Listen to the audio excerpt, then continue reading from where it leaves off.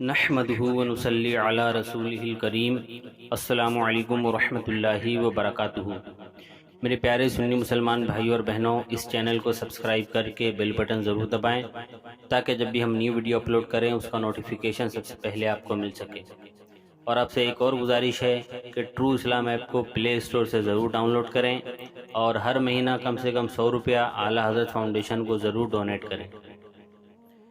آج کے ویڈیو میں آپ کو بتاؤں گا کہ کچھ لوگ سید اعلیٰ حضرت امام اہل سنت الشاہ امام احمد رضا خان علیہ رحمت الرحمن پر بیجا اعتراضات کرتے ہیں اور آپ کی جو لکھی ہوئی عبارت کو سمجھ نہیں پاتے، اس لیے وہ لوگ اعتراضات کرتے ہیں۔ آئیے آپ کو میں ایک اعتراض بتاتا ہوں کہ اعلیٰ حضرت امام اہل سنت امام احمد رضا خان علیہ رحمت الرحمن ایک جگہ پر لکھتے ہیں کہ انبیاء کرام علیہم السلام کی حیات حقیقی دنیاوی ہے،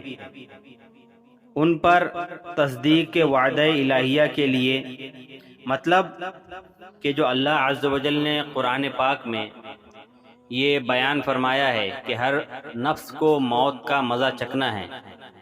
تو اللہ تعالیٰ کے اس وعدے کی تصدیق کے لیے محض ان پر ایک آن کی موت طاری ہوتی ہے، پھر فوراً ان کو ویسی ہی حیات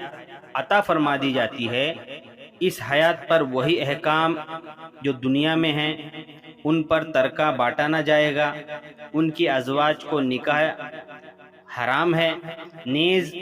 ازواج مطہرات پر عدت نہیں، وہ اپنی قبور میں کھاتے پیتے نماز پڑھتے ہیں، بلکہ سیدی محمد عبد الباقی زرقانی فرماتے ہیں کہ انبیاء کرام علیہم السلام کی قبور مطہرہ میں ازواج مطہرات پیش کی جاتی ہیں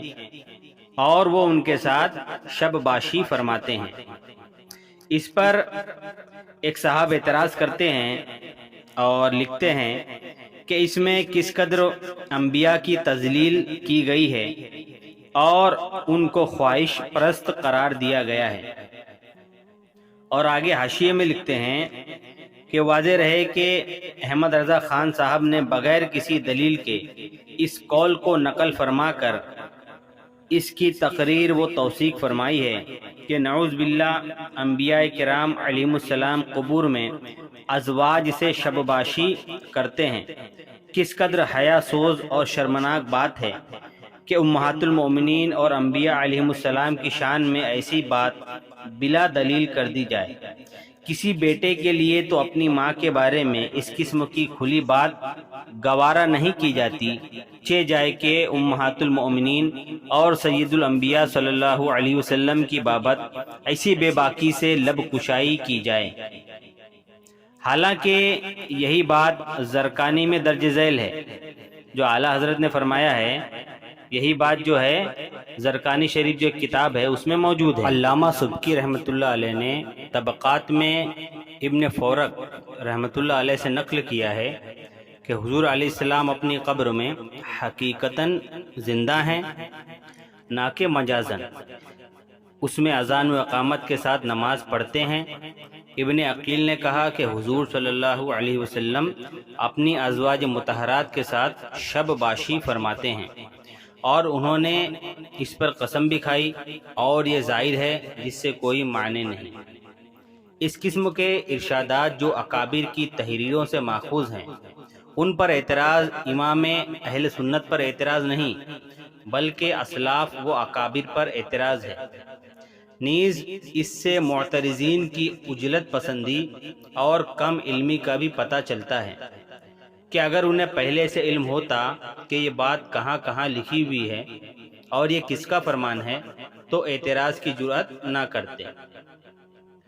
دراصل انبیاء کرام علیہم السلام کی حیات بعد وفات کے حقیقی دنیاوی ہونے پر علماء اہل سنت کا اجماع ہے۔ لہٰذا جب صورتحال یہ ہے کہ وفات کے بعد بھی انبیاء کرام کی حیات حقیقی ہے اور ان کی ازواج ان کے نکاح میں باقی رہیں، تو قبر میں کیا انہیں کوئی پرابلم ہے اور کیا کوئی حرج ہے؟ اور جیسا کہ آپ کو پتہ ہے کہ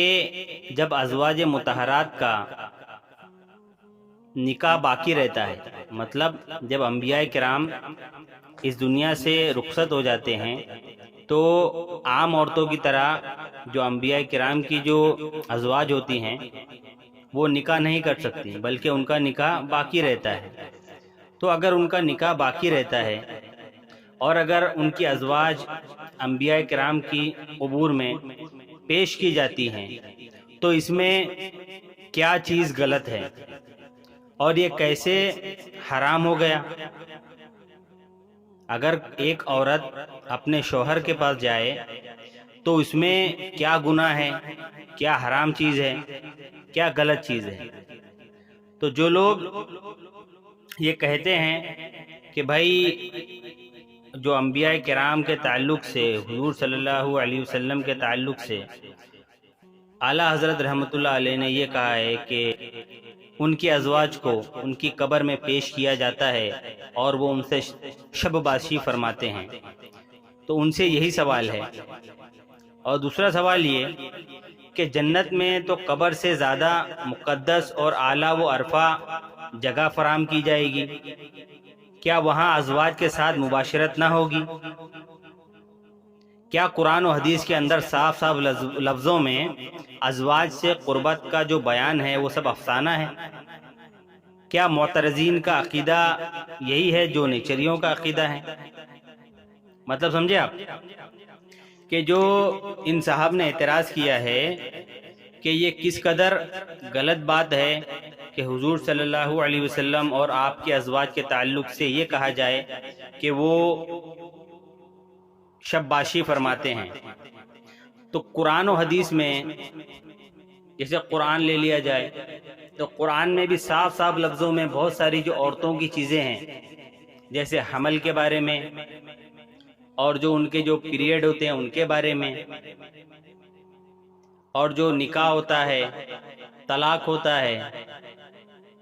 تو ان سب کے بارے میں بھی بہت ساری آپ کو آیتیں، اور جب آپ قرآن پاک کی تفاسیر پڑھیں گے اس میں بھی موجود بہت ساری یہ سب چیزیں مل جائیں گی،